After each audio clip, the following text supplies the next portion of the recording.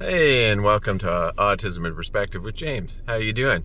I just wanted to tell you a story. Last week I was going for my walk, as I always do, and as I was walking, I ran into a parent of a child that I used to work with. Now I think he's 20 now, and he's still in high school, and she was relaying a story about the young man, telling me about how he's still kind of comical. And what he used to do is we would be from a young age.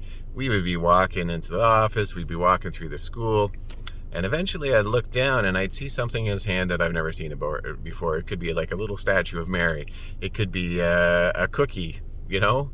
It could be a doll. It could be fabric. I have no idea where he's got it. And every time I looked down, he'd have that mischievous grin on his face, and he'd laugh at me, and then he would belly giggle. And it was infectious. I couldn't stop laughing myself. And you know what?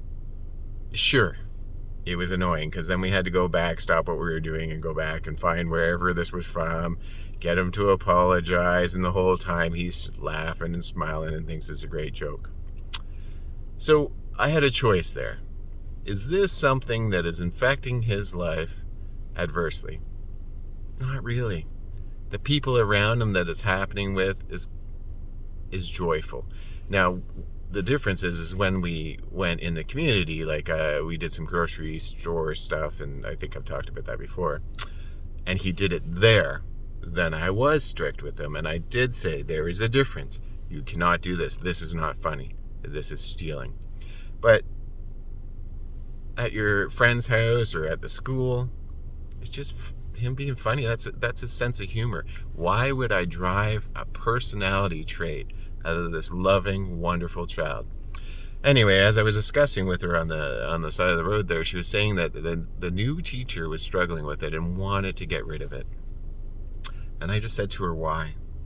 Like, it's his personality. If we have to decide what is important to personality and what's important to behavior. Like I've always said, observe, observe, observe. If you think that it's going to hurt him in the future, then yes, you should definitely try to alter that behavior. But I really don't think it is. I think that that's part of his humor, and I think that long term, it's not going to hurt him. And I encourage her to talk to the teacher and explain that to him. And I don't know what'll happen. Hopefully. It's in God's hands now, so hopefully it'll work out. But if you're out there and your child is doing something that you know, maybe it's annoying a little bit, but it's part of their personality, and it's not going to affect them adversely in the future, you know what? Just let it happen. You don't have to fix every single little problem they have. Just let it happen. Just fix the ones that are important, the ones that need to be fixed, the ones that will be life stopping, things that will stop them from having a fulfilling life. Anyway, I hope this helps. This is James from Autism in Perspective. I hope you have a wonderful day.